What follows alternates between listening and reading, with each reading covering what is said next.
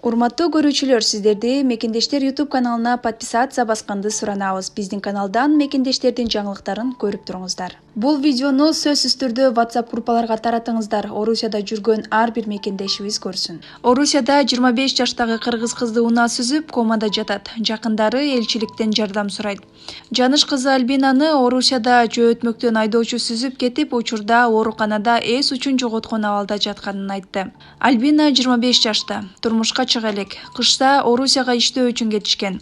22 августта жумуштан 20:30 чамасында чыккан экен. Ошол жумушу жактан эле айдоочу сүзүп кетиптир. Жанында чогуу иштеген жаран болгон. Экөө тең ооруканага жеткирилген. Жанындагынын буту сыныптыр.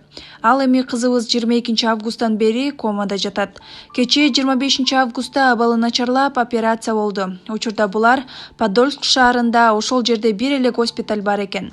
Ошонун сыныктар бөлүмүндө жатат. Сүзүп кеткен адам 40 жаштар чамасындагы орус уутундагы жаран, мас абалында болчу экен. 24 августта анын жактоочусу байланышка чыгыптыр. Биз чыгымдарды эле төлөп берсин дегенбиз. Альбинанын иш берүүчүсү ага жактоочу жалдап бериптир.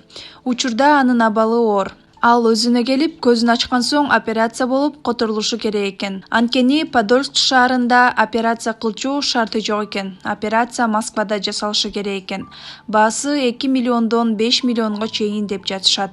Элчилик сурап койсо болот эле. Мен кайда кайрылаарымды билбей жатам. Бул жактагылар элчилик аралашса, иш тез бүтөт эле деп жатышат. Бизге юридикалык жардам керек болуп жатат, деди ал. Урматтуу көрүүчүлөр, сиздерди Мекендештер YouTube каналына подписация басканды суранабыз. Амансыздарбы айымдар жана мырзалар, кутмандуу күнүңүздөр менен, жакшы маанай менен, жалпыңыздар менен амандашып жатканыбыздан кубанычтабыз. Эгерде досторуңуздарга, деги эле койчу ата-эне, жакын саналаштарыңызга жакшы каалоо тилек айтып, алардын көңүлүн көккө көтөрүп, оригиналдуу видео тартуулайын десеңиз, анда биздин экранда көрсөтүлгөн WhatsApp номерибиз сиздер үчүн кызматыңыздарда.